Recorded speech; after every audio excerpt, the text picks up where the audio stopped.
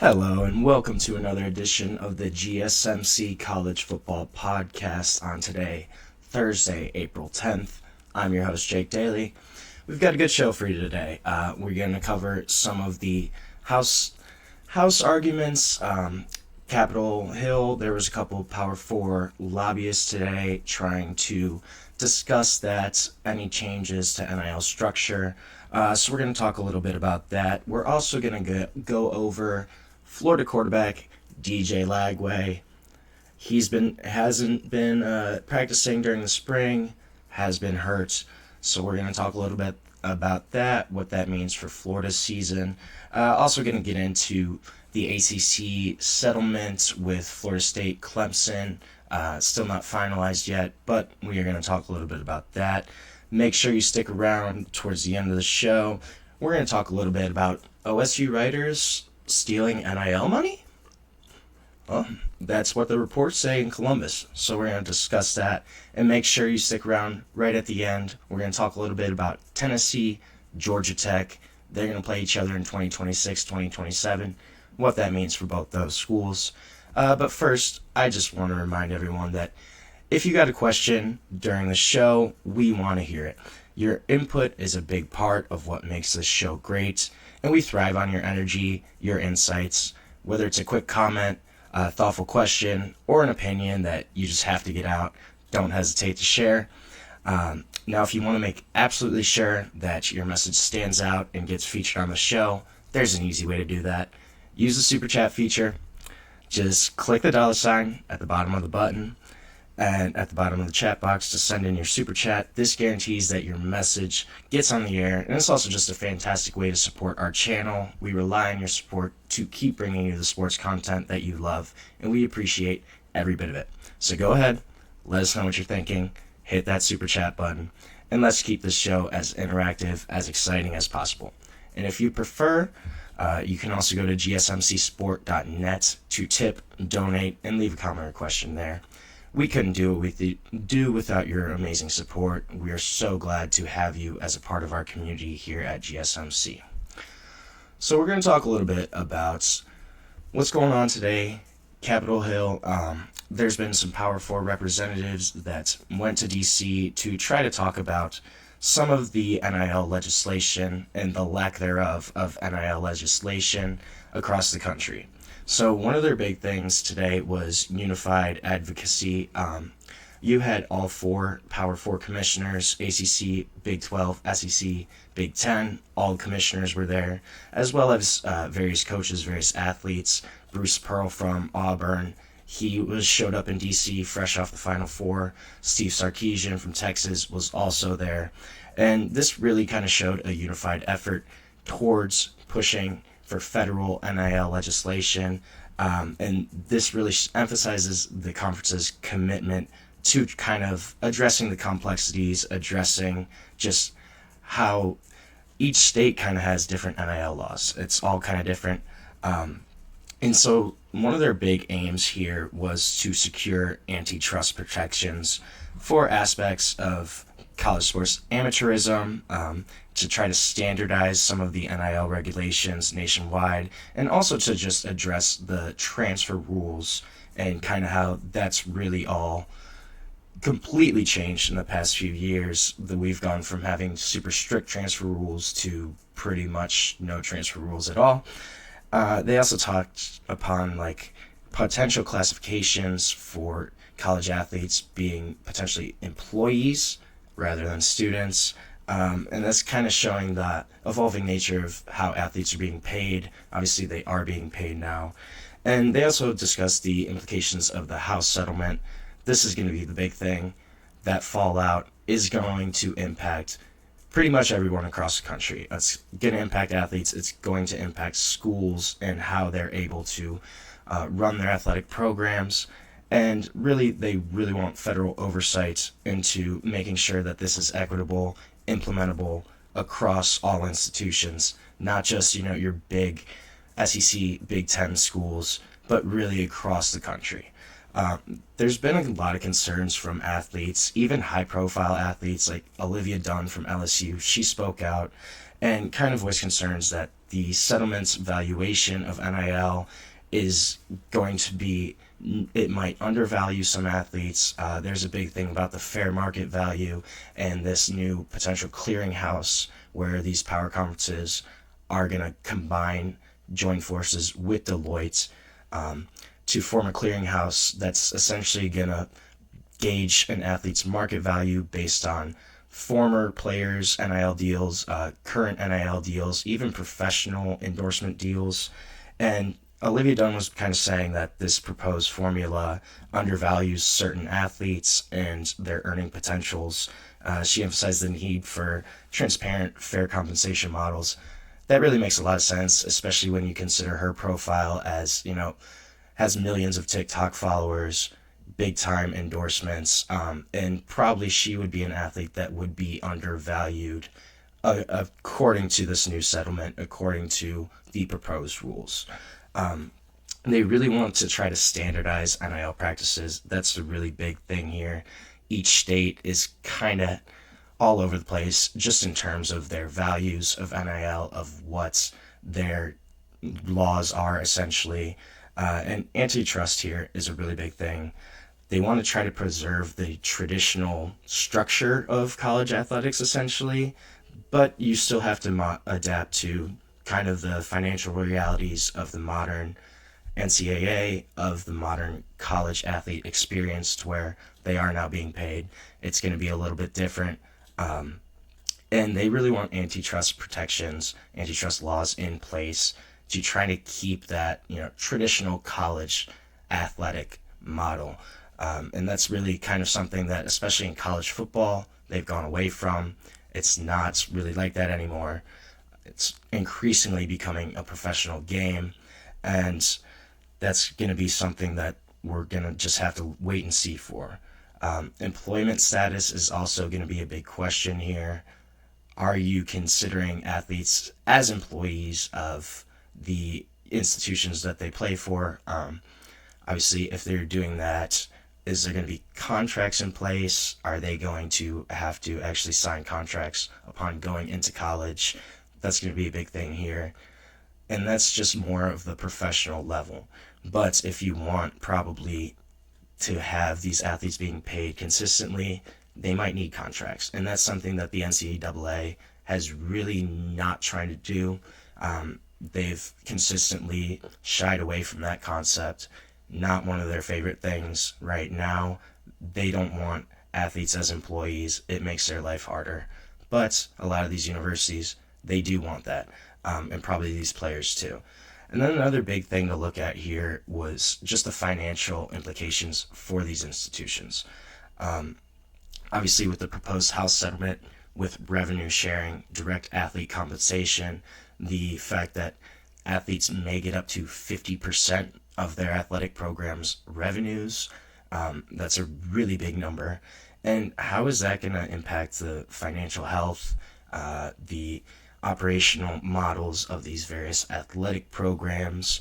Is that going to affect their day-to-day operations? Is that going to affect what they can do, any improvements to facilities or coaching upgrades? If you have a coach that's underperforming and has a really big buyout, are you going to be able to actually get rid of that coach and pay that buyout?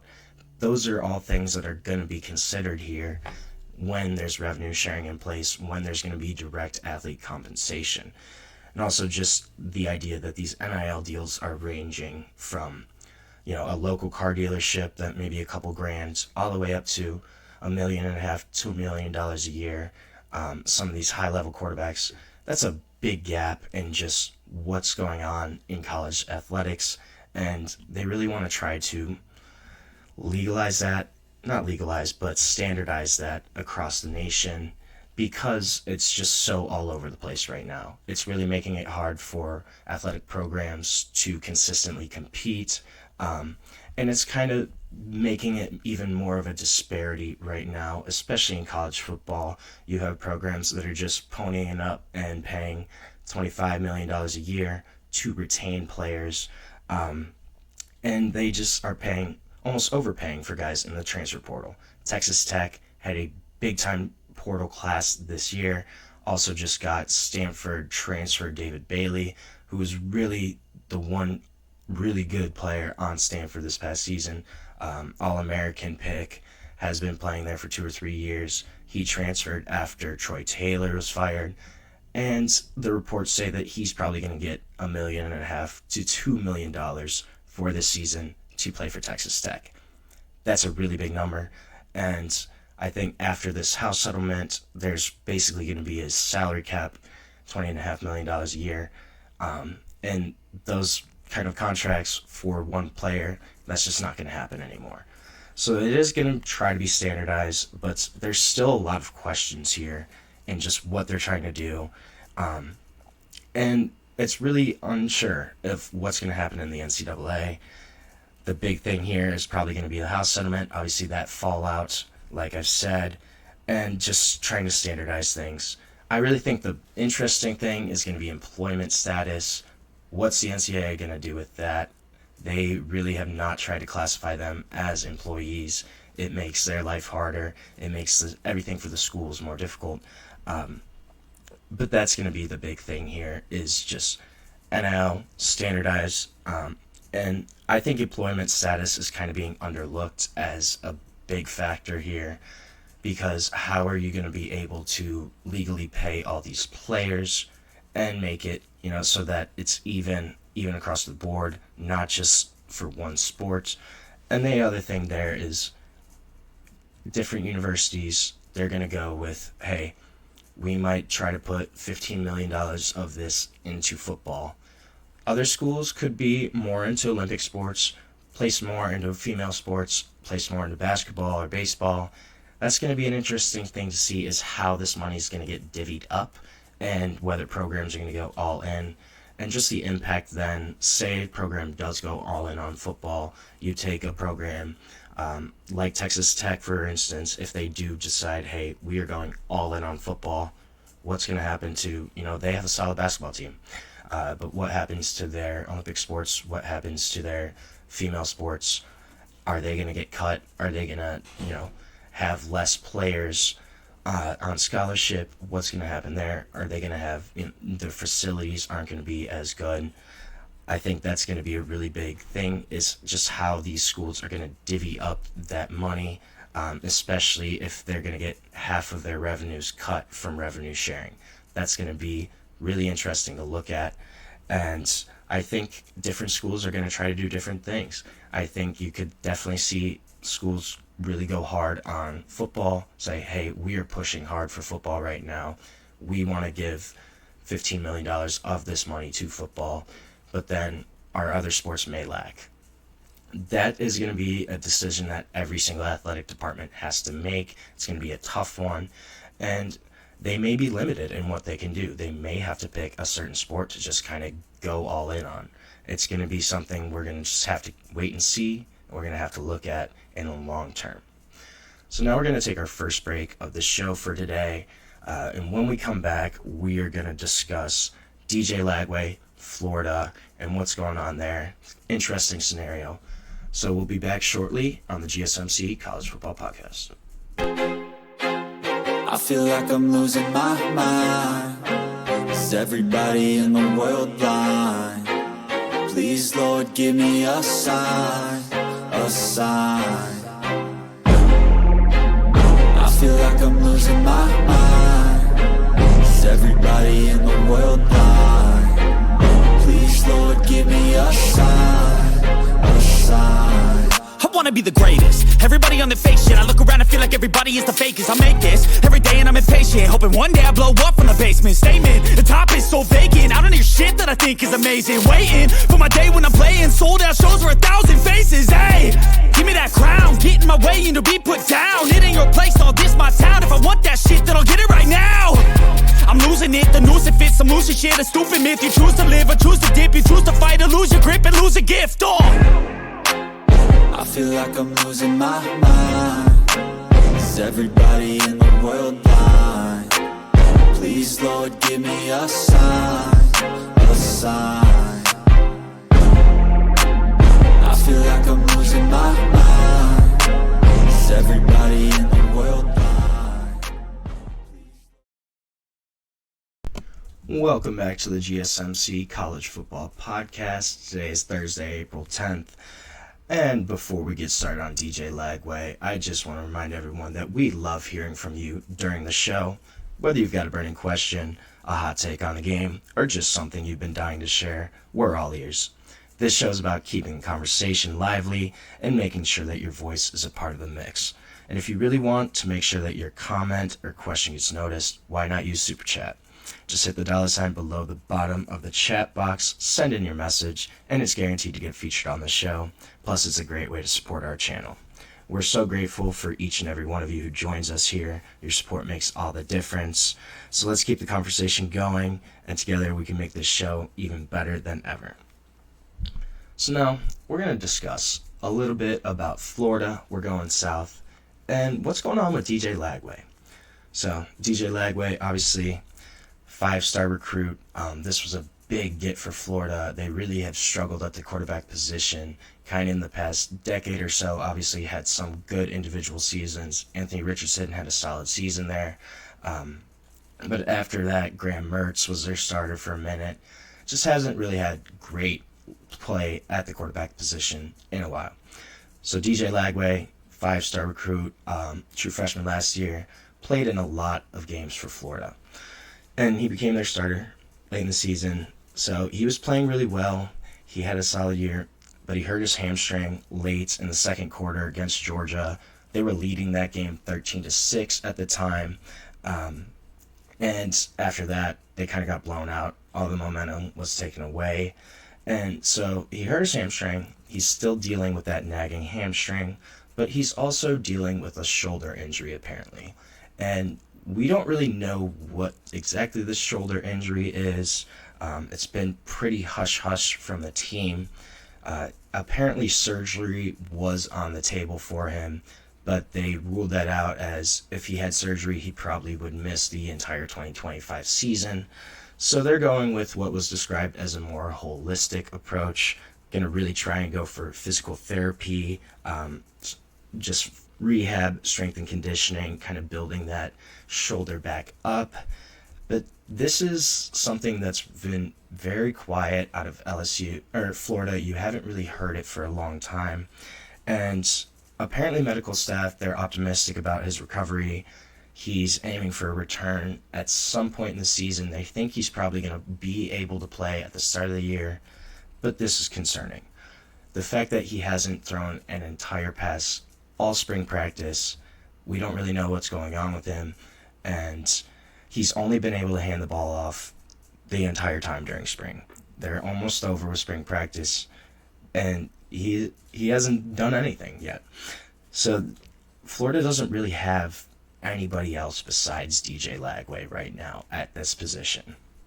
His two backups are Aiden Warner, who's a walk-on, who actually played in some of their games last season after Lagway was hurt, as well as one-time blue chip Harrison Bailey. But Harrison Bailey has played for this is his fourth different university, fourth different program that he's playing for. So there's really not a lot of experience. Harrison Bailey also has only started one game ever. It was a bowl game. It was a bowl game for Louisville, I believe. But that's the only time he's ever started a game. So even DJ Lagway doesn't have a lot of experience. So if DJ Lagway's out, Florida is really in a tough spot. And I think the big thing here to see is whether Florida goes out and gets a quarterback in the spring portal. Because I think if they go do that, then that's an indication that DJ Lagway is really in serious issues, and their season's going to be tough to look at. They don't know what exactly is going on with him. Florida also, they had a solid year last year. They were 5-5 up to a certain point, won their last 3 games of the season, beat Ole Miss at home. That was a big upset. And they ended up 8-5 on the year. So they had a successful year. They're kind of a dark horse candidate for the SEC this season if, Lagway improved.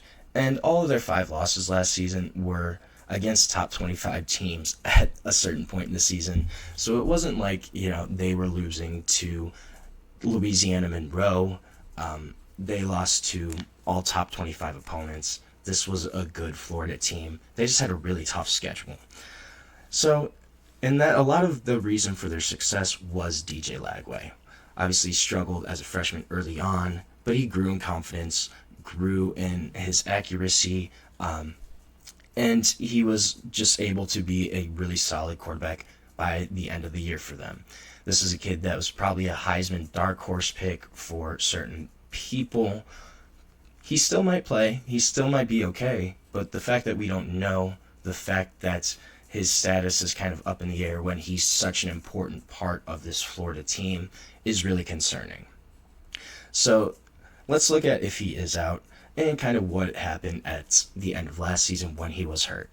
Florida really had to adjust their running game, or their offensive strategy, relying more on their running game. Their backups obviously aren't the highest quality caliber backups. They, Aiden Warner walk on, Harrison Bailey hasn't really done anything.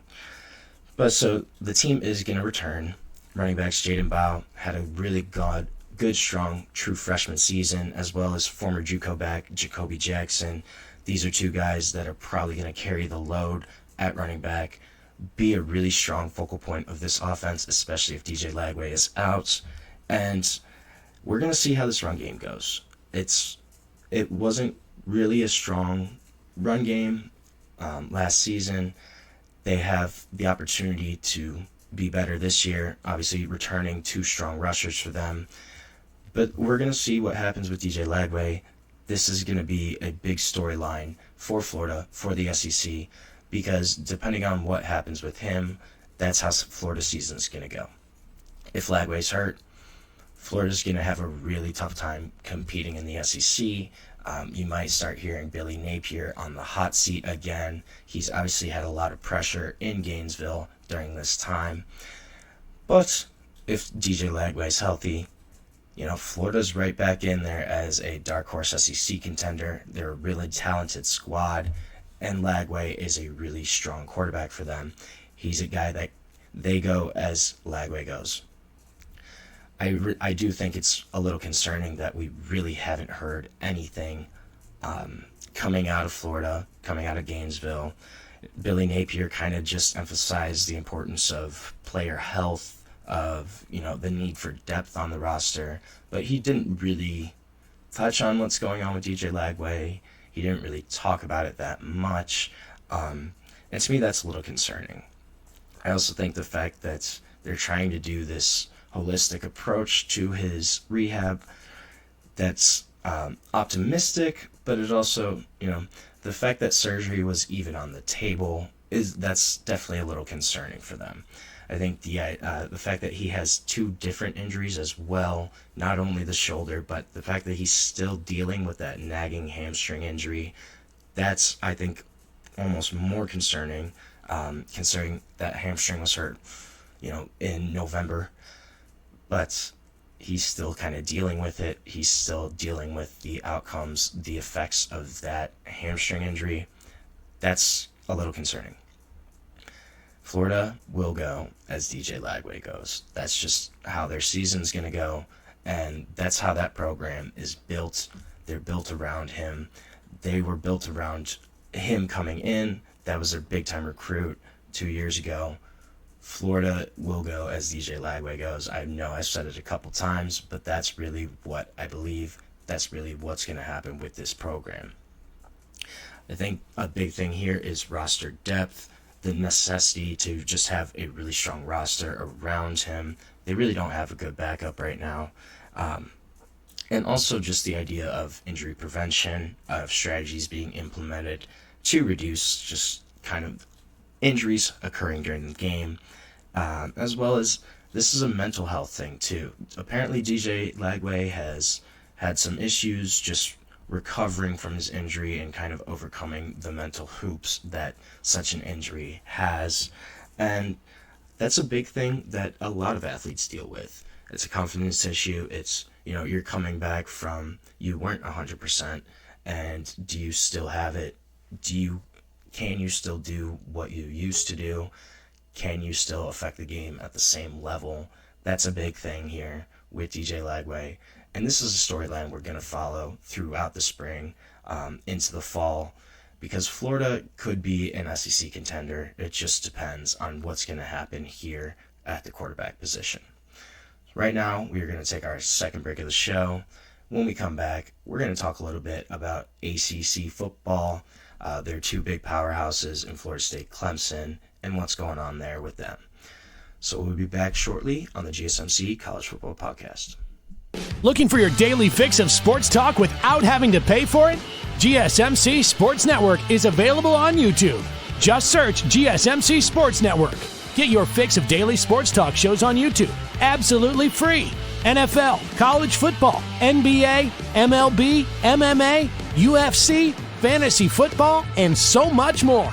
GSMC Sports Network has shows running all day long, with new sports shows starting every 2 hours. Just like on your favorite cable sports channel, except GSMC Sports Network is absolutely free. Just search GSMC Sports Network on YouTube to catch one of your new favorite shows, like the GSMC College Football Podcast, Chip Shot Football Podcast, Hoops and Heels Women's Sports Podcast, GSMC Basketball Podcast, and so many more. Check it out for yourself. GSMC Sports Network, now available on YouTube absolutely free. Search GSMC Sports Network on YouTube right now.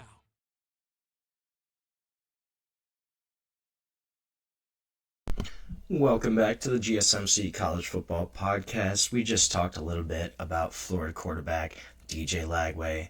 We're going to stay in Florida, talk a little bit about Florida State, Clemson, and their legal dispute with the ACC. So this has been a big deal for a few years now. ACC and Florida State and Clemson are kind of locked in a debate over basically if Florida State and Clemson can leave the conference at any time.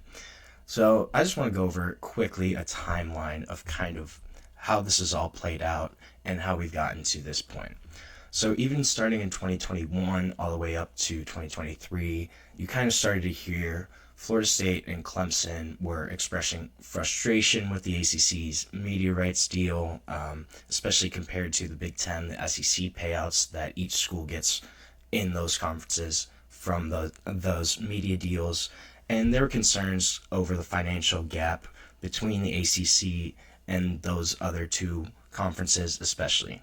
So summer 2023, there's the Florida State Board of Trustees publicly discusses the need to leave the ACC due to financial disadvantages. ACC's leadership was critical of, or Florida State's leadership was critical of ACC's grant of rights, calling it untenable. And so then in December of 2023, Florida State files a lawsuit, the first lawsuit against the ACC. Files that suit in Leon County, Florida, challenging the validity of the grant of rights, the legality of their exit fee, transparency of conference in their financial operations. And they asked the court to declare the grant of rights untenable, claim the ACC failed to provide actual legal documentation and media rights documentation that they wanted to see. And so that same day, December 2023, in 2023, the ACC files a countersuit. However, their countersuit's filed in North Carolina, in Mecklenburg County, where the conference is based, and they preemptively sue them, asking a judge to uphold the grant of rights, to enforce the exit fee, to prevent Florida State from leaving without penalty. So then you fast forward to March of 24, Clemson then files a lawsuit.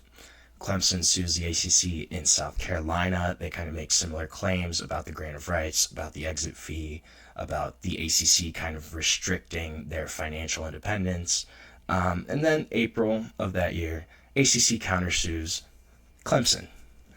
So now they both have a suit. ACC files a suit against Clemson in North Carolina again, basically saying the same thing as the Florida State lawsuit. So now we fast forward to this year. We heard something last month basically that these settlements were almost done, but today we get a report from the Carolina Journal saying that the settlements have not yet been finalized despite these reports of progress kind of.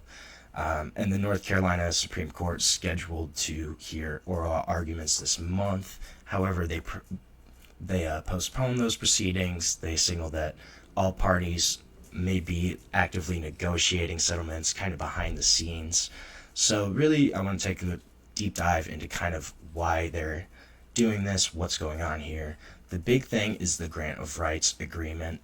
So the ACC has a Grant of Rights Agreement that basically gives the conference entire control over a school's media rights. So TV, revenue, all of that.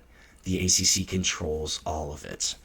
It goes through 2036 here is the big number.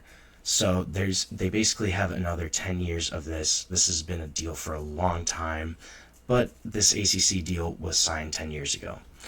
So this dispute, basically Florida State and Clemson, they're kind of saying that the grant of rights, it unfairly locks them into the ACC. Even if they want to leave for another conference, they can't because of the grant of rights, because the ACC controls their TV revenue, controls all of their media rights, so they can't really do anything. And the kind of legal question right here is a school keeping its media revenue if it leaves the ACC? Would Florida State keep that money, or does the conference still kind of own those rights? Another thing here is the exit fee.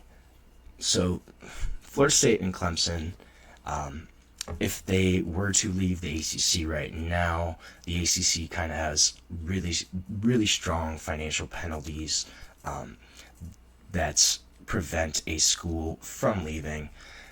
The number's kind of disputed. It's definitely probably over 100 million. I've seen figures being as high as 500 million, 700 million.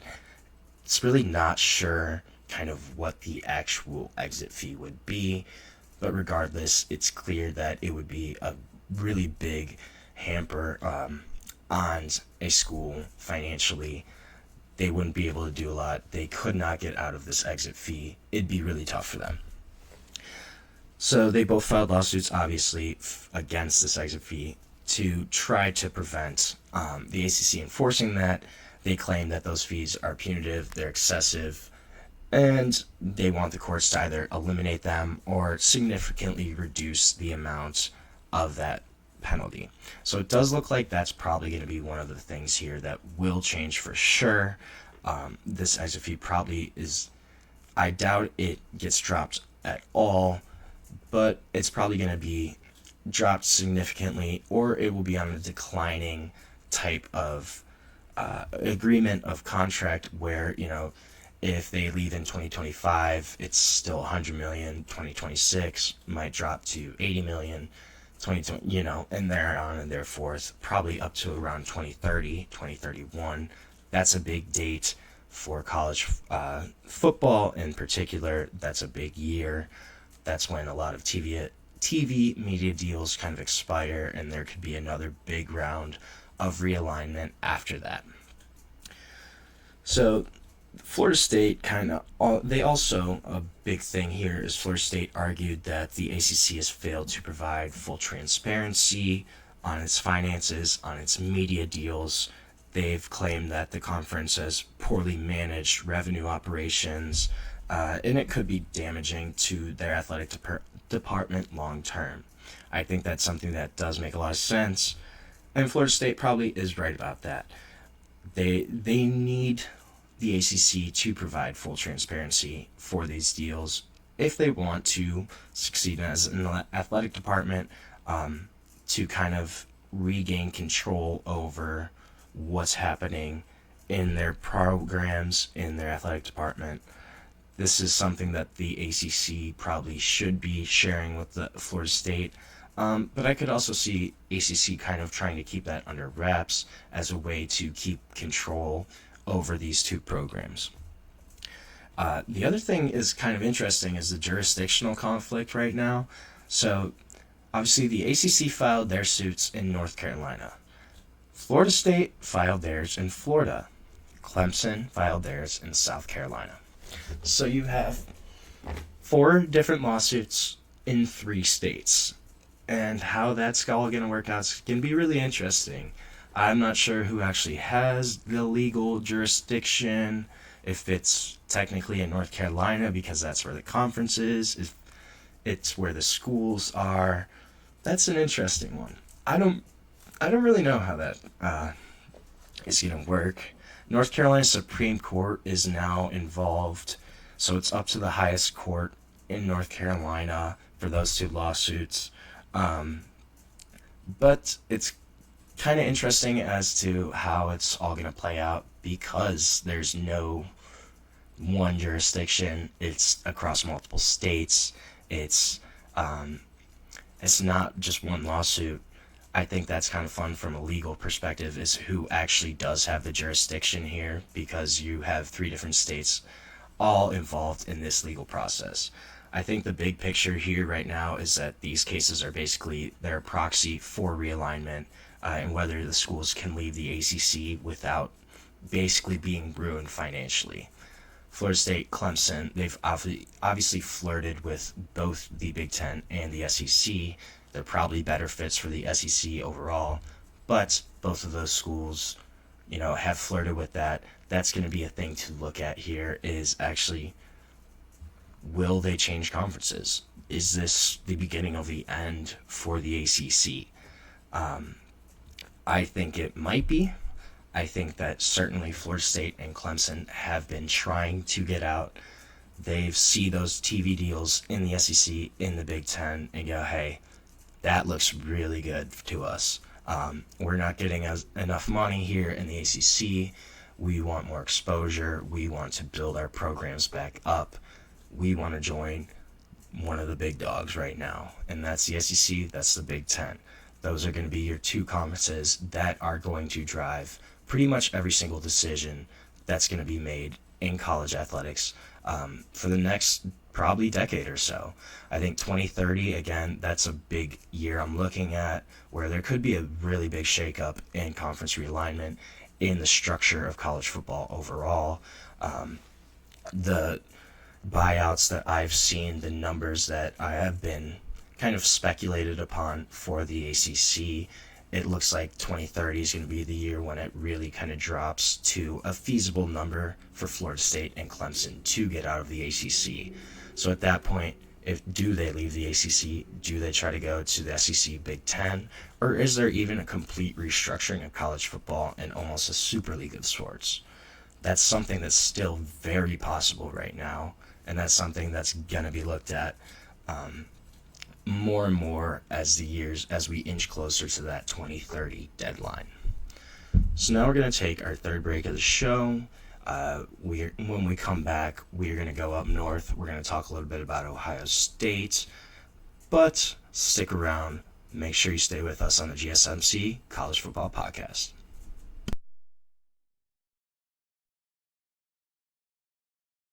For the best and latest podcasts available anywhere, go to the podcast app on your cell phone and type in GSMC to access free content-rich podcasts on health and wellness, book reviews, sports, entertainment, relationships, social media, movies, technology, finance, and even weird news. Subscribe and download the GSMC Podcast Network's family of shows, available everywhere podcasts are found.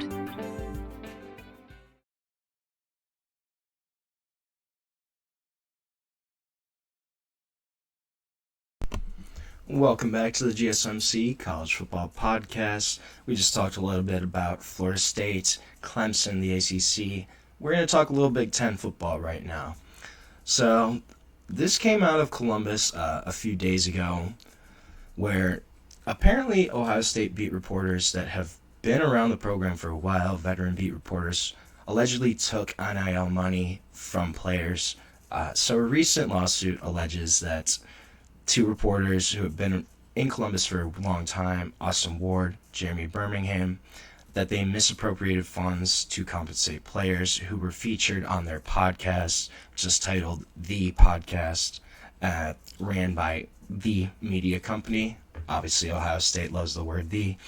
But so both of these reporters were terminated by the media company who produced their podcast following allegations. So this came out really on Twitter is what I actually saw. I was on Twitter a few days ago, and I saw a lot of Ohio State fans just kind of going off saying, this is crazy, what's going on? So it's like, what's happening? So the media company claims that Ward and Birmingham, that they diverted scholarship funds meant for player compensation. Ward allegedly acknowledged that he retained funds designated exclusively for athletes. Birmingham apparently admitted that sponsorship payments intended for player payments were partially kept by both him and Ward. The lawsuit also alleges breach of contract, civil theft, unjust enrichment, defamation, and unauthorized access to company emails. So publicly, they've kind of responded. They've both responded. They both have refuted this profusely. So Ward came out on Twitter and he said he refuted these theft allegations. He stated that all sponsorship money was paid to the media company and then fully allocated as agreed. Birmingham, he labeled the allegations as, quote, patently false and libelous. So they're both really kind of denying that this ever even happened. But the main player whose name has actually kind of been surrounded and speculated as the guy that they kind of ripped off is Caleb Downs. Obviously, Caleb Downs, star safety, transfer from Alabama. Not sure what his big NIL contract was for Ohio State, but it was a substantial chunk of change. But this was kind of rumored on Twitter that he was set to receive $25,000 from Ward and Birmingham to appear on their podcast and to promote their platform. But apparently he only got $5,000 of that total. That's concerning, obviously, and this is kind of something that I'm surprised we don't see more of, actually, as these NIL deals kind of go, is where these companies just can't pay for what they claim they can. I don't know if that's actually what happened here, if it was the media company per se, or if it was more just these two individuals that kind of just took this money, stole it personally. Specifically, they said that Ward and Birmingham kind of misused their position within the Ohio State program to illegally divert some of those funds for their own personal benefit. It kind of just undermining the integrity of the whole financial operations within the program. I read somewhere that they were kind of underneath the big NIL collective that's run at Ohio State that puts forth 80% of the NIL funds for these players. These two guys were kind of in that whole operation, in that whole scheme of things. So it's also kind of just brings up the question of what the actual structure and management of those NIL funds at Ohio State is looking like.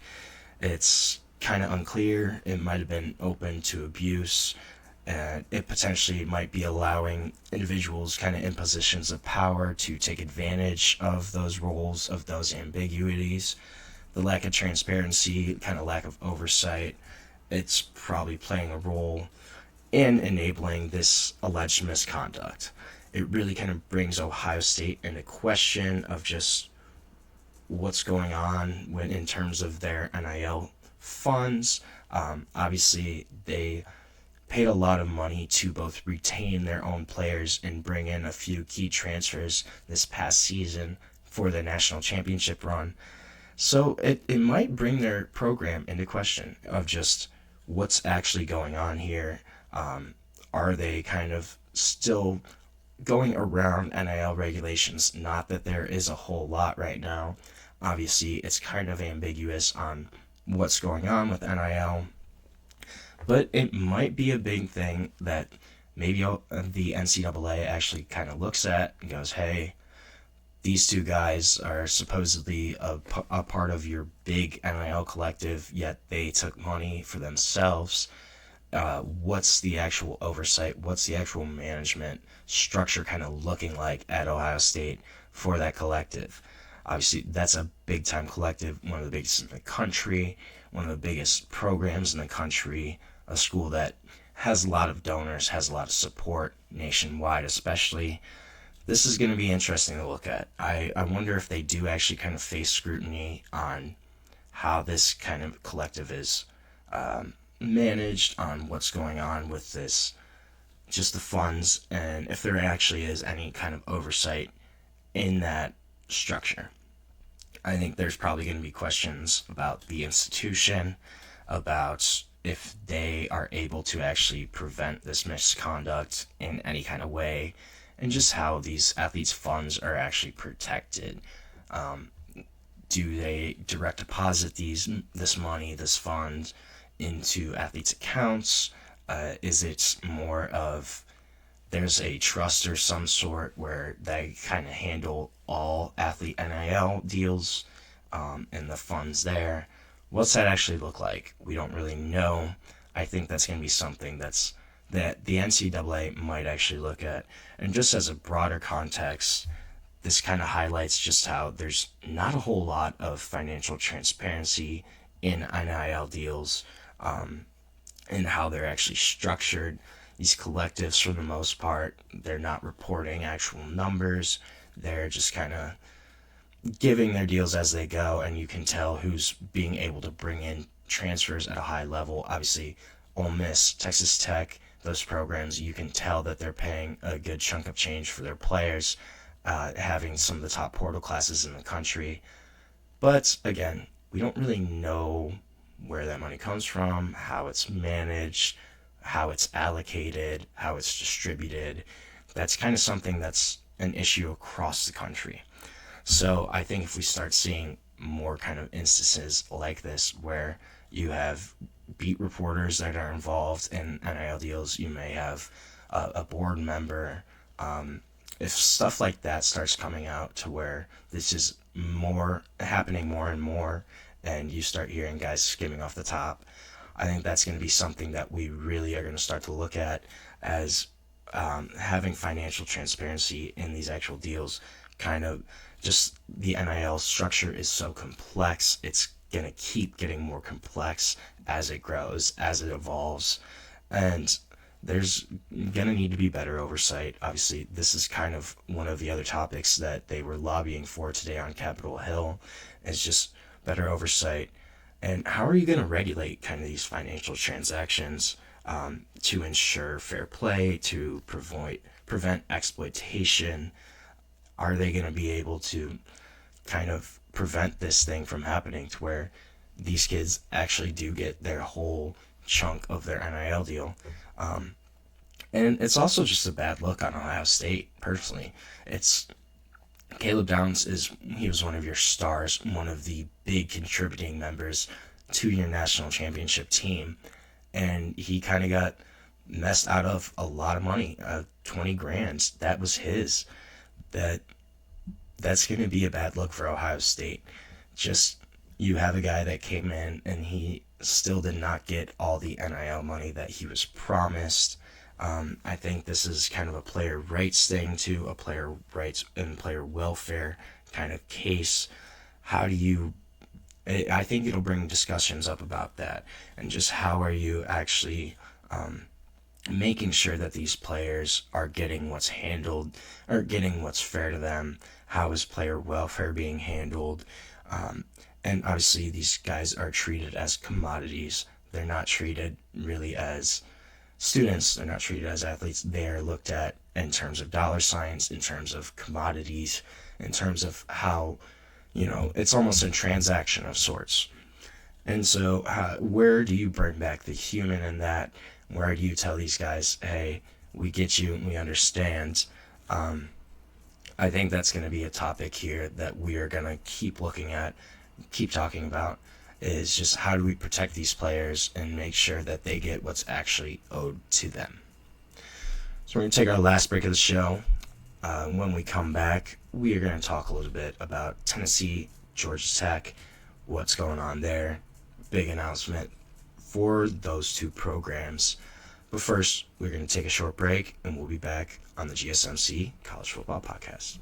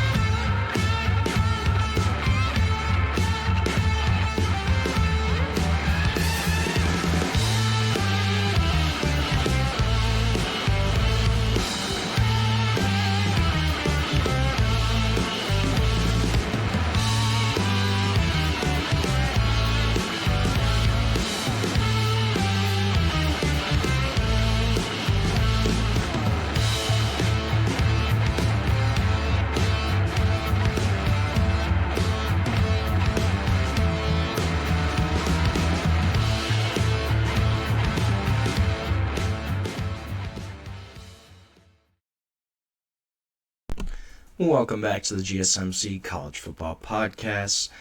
Just touched a little bit about Ohio State. We're going to switch gears, talk a little bit about Tennessee and Georgia Tech.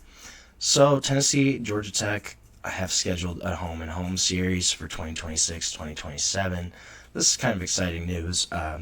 Tennessee was scheduled to play Nebraska for 2026-2027. However, that series got canceled. Nebraska dropped out. So Georgia Tech is going to be the replacement. And these games are going to go on early season, September 12th, 2026, September 11th, 2027. And Tennessee's actually going to play Georgia Tech potentially at the Mercedes-Benz Stadium, which would be kind of fun. That's obviously not Georgia Tech's home stadium, but it is a beautiful facility in Atlanta. Has hosted national championship games, SEC championships. So that would be exciting if Georgia Tech does play there. Nebraska canceled their series, so it kind of sent Tennessee scrambling. Tennessee athletic director Danny White, he was pretty excited for this. He kind of said that he really appreciated Georgia Tech and just how they were able to modify their schedule. Georgia Tech's athletic director, Jay Blatt, his quote was, "As we continue to invest in and elevate Georgia Tech football, securing elite level competition is a critical component." And I think it's fun that these two teams were SEC opponents for a long time. There was a big rivalry here. Obviously, Tennessee and Georgia do have a big rivalry, but also Tennessee played Georgia Tech every year from 1954 to 1987. They played for 30 straight years. This is a big rivalry, and it's kind of fun that they're bringing it back. The last time they played was 2017. Tennessee won that game 42-41. It was an overtime victory. It was 2017, start of the season. They played at Mercedes-Benz, so that was really a big win for them. But that was an exciting series, an exciting matchup, and just something that's fun to watch. So I want to look at a little bit about Georgia Tech. I'm going to do a little mini-season preview for them. Georgia Tech had a really interesting year last year. They had a couple really solid wins. They did lose 4 or 5 games, but they almost beat Georgia.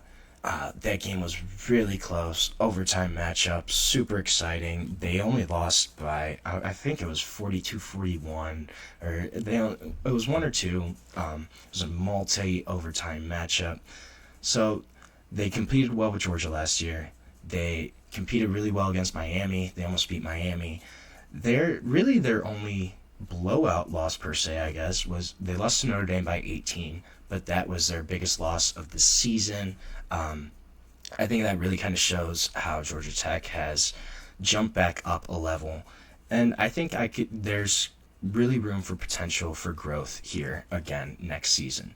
So they return quarterback Haynes King. That was a big time player for them. Has played really well at quarterback for Georgia Tech the past year or so. Jamal Haynes, their running back, another big return, as well as wide receiver Malik Rutherford.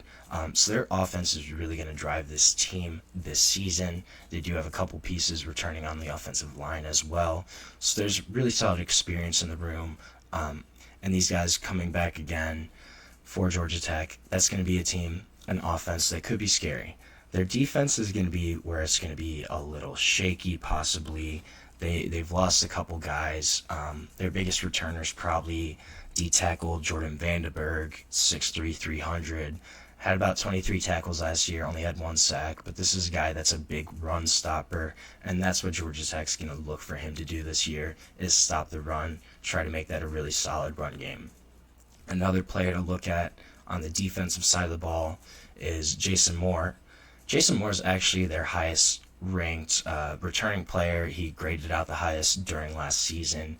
He didn't really play a lot though. They had some depth on the edge, and he wasn't one of their main guys, but he was their highest graded player that's returning on defense. So that's going to be somebody to look at as stepping into a bigger role for them on the edge and potentially making a big impact there on defense.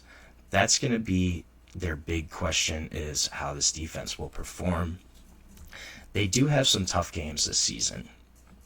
So they have to play Colorado week 1. That game is, I believe, it's on the road. So they have to go to Boulder week 1. That's going to be a tough matchup for them to win. Colorado's another team with some question marks this season. So that's going to be an interesting week 1, is Georgia Tech at Colorado. What happens there?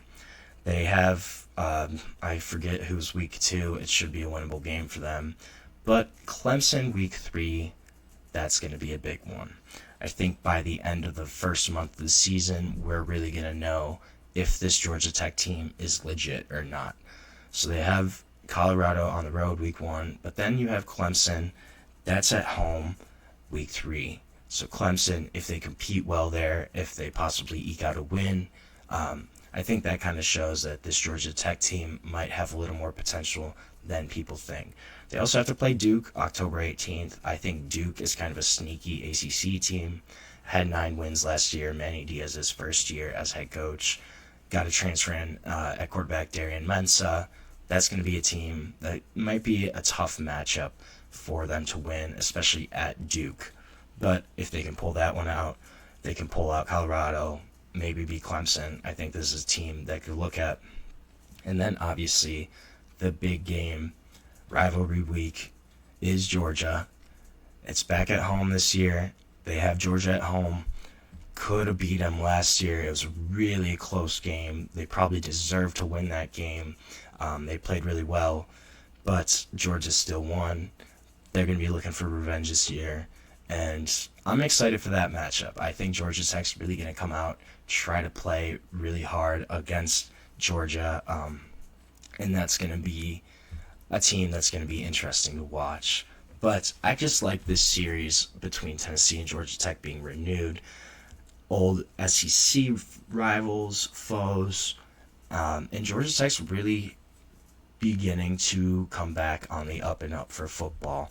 I think this is a series that could keep their momentum rolling as they do try to add elite level competition and step back up into that limelight, into the spotlight. It's going to be interesting to watch, though. Georgia Tech, they probably have a really big range of their record, their season, how it's going to go. It's going to be interesting. They could be a 5 or 6 loss team hovering around 500, but on the flip end, if they get some of those key wins, I think they could be a 10-2 team or a 9-3 and compete for the ACC title potentially. We're just going to have to wait for Georgia Tech. I think this redemption story of Georgia Tech has been awesome. Obviously, kind of struggled for a long time in the 2000s, 2010s. They were running the triple offense still up to a few years ago. Brent Key gets hired as head coach, first as interim head coach, then as full-time head coach. Was an offensive line coach, actually, but decides to modernize the offense, ditch the triple option, really brings in some good, talented ball players. Haynes King is a stud. Had a couple guys that just were really good ball players for them. And I think this is a team that could have some potential, if they're able to recruit Atlanta. They're in really fertile recruiting grounds in Georgia. They have a unique kind of situation at Georgia Tech.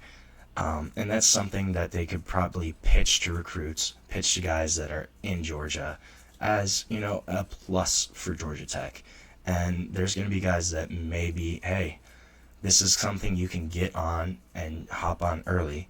I think Georgia Tech's going to be one of these teams to look at in the next couple of years that's going to be really interesting on their trajectory, on kind of where they go from here.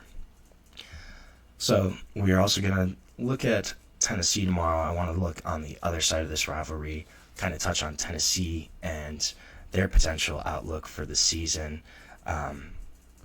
I think this is going to be a really solid series for both of these teams, and it's something I'm really excited for, is just to watch kind of, will Georgia Tech actually be back? Will they maybe even rise up to the top of the ACC?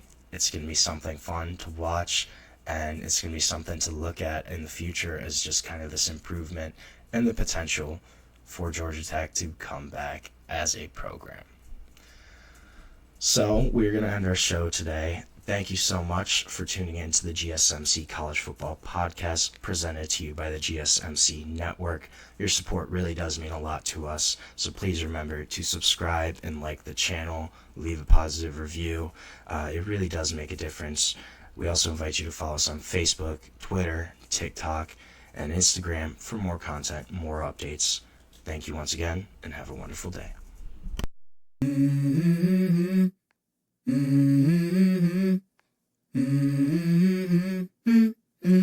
Let's go. I wake up to a little